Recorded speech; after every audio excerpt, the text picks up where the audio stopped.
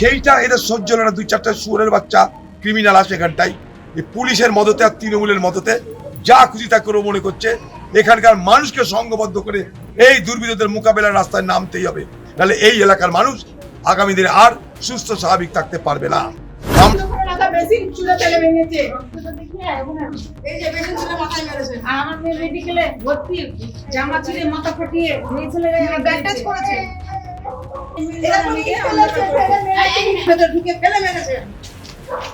মানুষ ওদের অত্যাচারটা বেড়ে নিচ্ছে, তত ওদের ক্ষমতা হিম্মত আরো বেড়ে যাচ্ছে।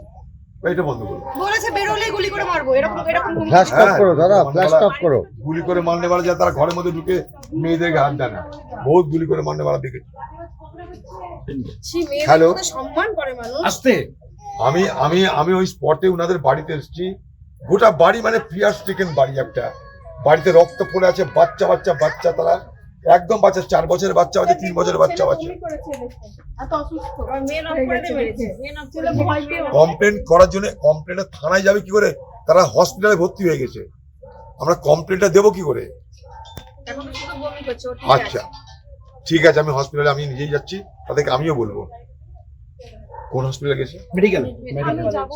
চলো আমার সঙ্গে, চলো হসপিটালে চলো, ওদেরকে মেডিকেল করাবো, এফআইআর সেভাবে করাবো, রাতে যাতে ওদেরকে ব্যবস্থা হয়। আর এই এলাকার সব মানুষের কাছে, এই এলাকার সব মানুষকে,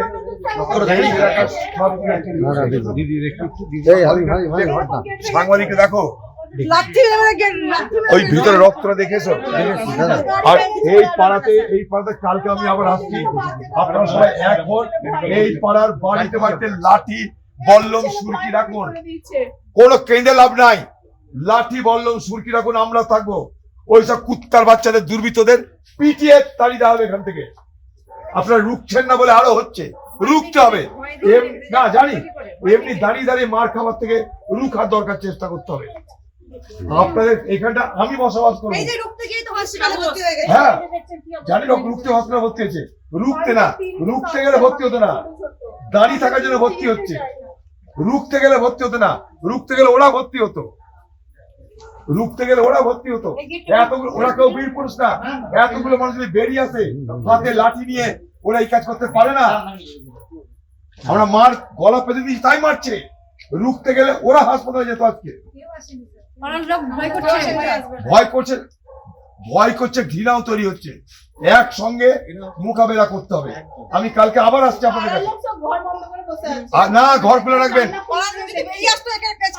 পাড়ার লোকের ভয় আসবে না, কিন্তু এই ভয়টা কাটবে যখন সবাই এক হবে, তখনই কাটবে।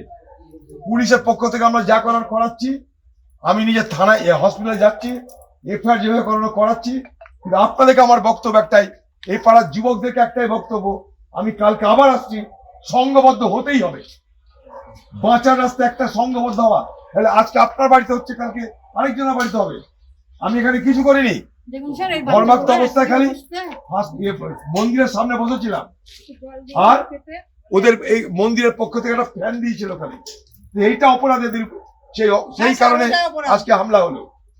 এটা অনেক দূর যাবে, এখান থেকে দুর্বৃত্তরা শুনেলে এটা অনেক দূর যাবে। গাড়িটা রাখা আছে, সেই গাড়িটাকে সব ভেঙে দিয়েছে স্যার। দেখুন ওখানে রাখা বেসিন চুলা তেলে ভেঙেছে, এই যে বেসিন চুলা মাথায় মেরেছে। আর আমার মেয়ে মেডিকেলে ভর্তি, জামা ছিঁড়ে মাথা ফাটিয়ে নিয়ে চলে গেছে, ব্যান্ডেজ করেছে, ভেতর ঢুকে ফেলে মেরেছে। রাস্তায় হয় বিষ্ণুরা চিন্তা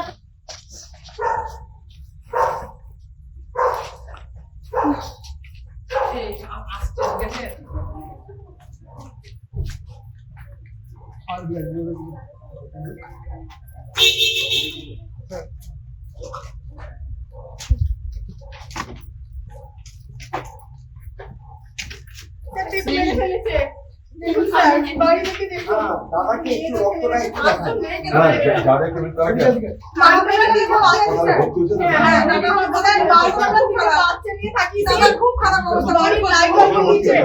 আমার বোন গেছে, বোনকে জামাটা আমার ছিঁড়ে দিয়েছে, ব্যাট টাচ করেছে। আমার বৌদিকে মেরেছে, দিয়েছে, আমার ভাইকে মেরেছে যাচ্ছে। অপারেশন থিয়েটারে বসে। এখানে পুলিশ আসেনি? এসেছিল, বাবু এসেছিল, পিটুস বাবু এসেছে, আর একজন তারা কি করলো এসে? এফআইআর করতে বলেছে, এফআইআর করতে বলেছে। কোথায় এফআইআর করতে বলেছে? তার এখানে নেই কেউ পুলিশ? না, এখনই বেরোলেন, সব চলে গেল। রক্ত দিলে তো লাভ নাই। একটা জিনিস, এই পাড়ার লোককে একটা কথা বলে দিতে পারি, এটাকে সকলে মিলে যৌথভাবে রুখতে হবে। প্রত্যেকের ঘরে ঘরে, প্রত্যেকের লাঠি বল্লম প্রত্যেকের ঘরে ঘরে রাখুন। এই দুর্নীতির সঙ্গে লড়তে গেলে প্রত্যেকের সংগঠিত হয়ে লড়তে হবে। লাঠি বল্লম সব ঘরে ঘরে রাখুন। এদের হাত থেকে বাঁচতে গেলে মানুষকে রুখতে হবে। রঞ্জিতা দিকে বাড়িতে টিকতে দিব না, আদি যদি কি করবে দেখে নিব। কার বাড়িতে ঢুকতে দেবে না? আমাদের বাড়িতে টিকতে দেবে না কাউকে। আমি এসে পাহারা দিব কালকে আপনাদের বাড়িতে। ওই জন্য এটা হলো, ওই জন্য এটা হলো। আপনি দেখুন আমরা কি করছি। দ্বিতীয় কথা যে দেখুন, গোটা পাড়ার মানুষ সংঘবদ্ধ হন। বাড়িতে বাড়িতে লাঠি বল্লম রেখে রুখতে হবে এদের সঙ্গে। এইসব কুত্তার বাচ্চা দুর্বৃত্তরা, এরা মানুষের উপর অত্যাচার করছে, দুর্বল ভেবে হামলা করছে। আপনাদের সকলকে মিলেমিশে রক্ষা করতে হবে। আপনাদের এলাকায় আমি দরকারে পাহারা দিব আপনাদের সঙ্গে। বাচ্চাদের মেন নামে দিয়েছে, ভেঙে দিয়ে ঢুকছে। 9:10-15 তখন ওই আমাদের পেছন দিক দিয়ে কুঞ্জঘাটার দিক দিয়ে একটা রাস্তা আছে, ওই দিক দিয়ে মেঘনাথ আর কিছু দলবল ওর গুন্ডা এসেছিল। নাম বলুন। আমি সবটার নাম জানি না, মেঘনাথটা আমি জানি। না, ঠিক আছে, ঠিক আছে। আচ্ছা দিদি আমাদের তো তারপর ওখানে ডিরেক্টলি বাবাকে মারতে আসে। সেখানে আমার হাজবেন্ড আর আমার বোন ছিল, তো তারা আটকায়। আর তখন আমার বোনের সঙ্গে কথা হয়। কথা কাটাকাটিতে বোনকে ব্যাট টাচ করে, আর বোন তখন 2 চড় মারে। তখন বোনকে বলে যায় যে আমি দেখে নেবো, বেরোস, গুলি করে মেরে দেবো, এরকম বলে। তো তারপরে তার কিছুক্ষণ তখনই এরকম মানে উকিলের সঙ্গে কথা বলছিল বোন, যে কি করা যেতে পারে, এরকম করে গেছে। তো এর কথা বলতে বলতেই বেশ মিনিট খানিক পর, কটা বাজবে তখন, 8 ঘন্টার মতো পর এই গেটে এসে তালা মেরে দিয়েছিলাম বলে এইদিকে এসে ধাক্কা। বিশাল চিৎকার চেঁচামেচি শুনি। আমি ছিলাম ওই বাড়িতে তখন। ওই কেসটা হওয়ার পরে আমি শোনার পরে এলাম। তখন এসে 5 মিনিট পর দেখছি এই গেটে বিশাল জোরে লাথি মারছে। এখানে গেটটা ভেঙেছে। তারপর এখানে সবাই ছিল, জেঠুর বাড়ির বাচ্চা, 3টে বাচ্চা, সবাইকে গায়ে হাত দেওয়ার চেষ্টা করেছে। অনেক মেয়েকে ব্যাট টাচও করেছে। আমার বোনের জামা ছিঁড়ে দিয়েছে। আমার জেঠুর তো ওখানে একটা বেসিন পড়েছিল, মাথায় এমন ভাবে মেরেছে। ওটি হচ্ছে এখন জেঠুর। ভোট চলাকালীন, ভোটের ঠিক ভোট যখন শেষ হবো তখন স্যার এসেছিলেন, অধীর স্যার এসেছিলেন। তো মন্দিরে ওখানে অনেক ভিড় ছিল, মন্দিরে ওখানে বসেছিলেন। তো ওখানে পাখা টাকা চলছিল। তো আমি পাখাটা শুধু ওনার দিকে ঘুরিয়ে দিই। উনি বলেছিলেন যে এখানে অনেক মানুষ আছে, আমি হাওয়া খাবো না। তো আমি বলেছিলাম ঠিক আছে, সবাই খাবে, এই কথাটা আমি বলেছিলাম। তো তারপরে কেউ জল খাওয়ায় ওনাকে, এরকম জল দেওয়ার চেষ্টা করে, উনি নেন না। যাই হোক, তো ওখানে উপস্থিত ছিল পাপাই ঘোষের মা, দিদা আর বোন। এসে সব পাশে বসে একদম কূটনীতিবিদ করে গেছে, ওখানে দেখে গেছে আর কুটকুট করে ওখানে গিয়ে বলেছে। কথাটা হয়তো বলতে খারাপ লাগছে, ঠিক আছে, ওখানে গিয়ে লাগিয়েছে। দিয়ে এখন মেঘনাথ কি টিএমসি করে? আবার হুমকি দিয়ে গেছে বোনকে, বলেছে যে অধীর কি করবে দেখে নেবো, এরভাবে বলে গেছে। মেঘনাথ কি টিএমসি? হ্যাঁ অবভিয়াসলি। তো পাপায়েরই গুন্ডা, পাপায়েরও গুন্ডা ওটা। আপনার নাম? নারুগোপালের গুন্ডা পাপায়ের গুন্ডা। দিদি আপনার নাম? ওদের যাবজ্জীবন হোক, শাস্তি হোক। ওইভাবে এফআইআর করলাম। এর আগে একটা কেস হয়েছিল, ছাড় পেয়ে গেছে, বেলেবেল কেস হয়ে গেছে ব্যাপারটা। তো যাই হোক, ওরা উল্টে ফলস কেস দিয়েছিল। তখন তাও আমি ভেবেছিলাম যে দেখি আইনের ক্ষমতাটা নিজের হাতে এখন না করে আইনের ক্ষমতাটা দেখি। আইনের ক্ষমতা দেখা হয়ে গেছে, আর একটা দিন ওয়েট করব। এদের মারের বদলে মার না হলে হবে না। আমাদের সিকিউরিটি কোথায়? আমি সার্ভিস করি, আমার বোন সার্ভিস করতে চলেছে, ঠিক আছে, আমি বেরোবো কি করে? কি নাম আপনার দিদি?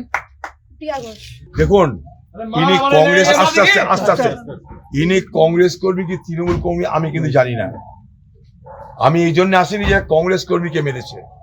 আমি এই জন্য এসেছি, একটা সাধারণ মানুষের পরিবারের উপরে হামলা হয়েছে। এখানে কালকে যখন প্রবলেম হচ্ছিল বুথে, তখন আমি এসেছিলাম। এখানকার মানুষদের ভোট দেওয়ার অধিকার যাতে সুরক্ষিত হয়, তার জন্য নির্বাচন কমিশনের সঙ্গে কথা বলে এদের ভোটার লিস্ট ইস্যু করার ব্যবস্থা করেছিলাম।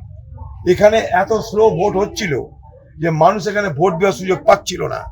আমি সেই জায়গাটা এসে তাদের ভোট দেওয়ার ব্যবস্থাকে সুনিশ্চিত করেছিলাম।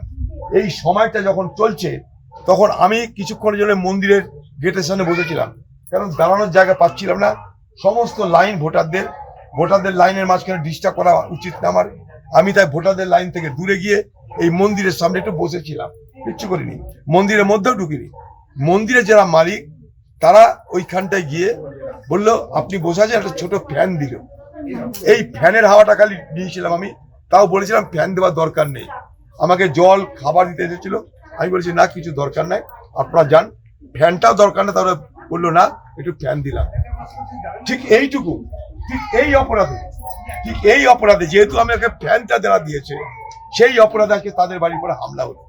এরা কেউ কিন্তু, আমি দাবি করছি না তারা কংগ্রেসের লোক, আমি দাবি করছি না, আমি বলছি এটা সাধারণ মানুষ, একটা কংগ্রেসের লোক নয়, এরা সাধারণ মানুষ।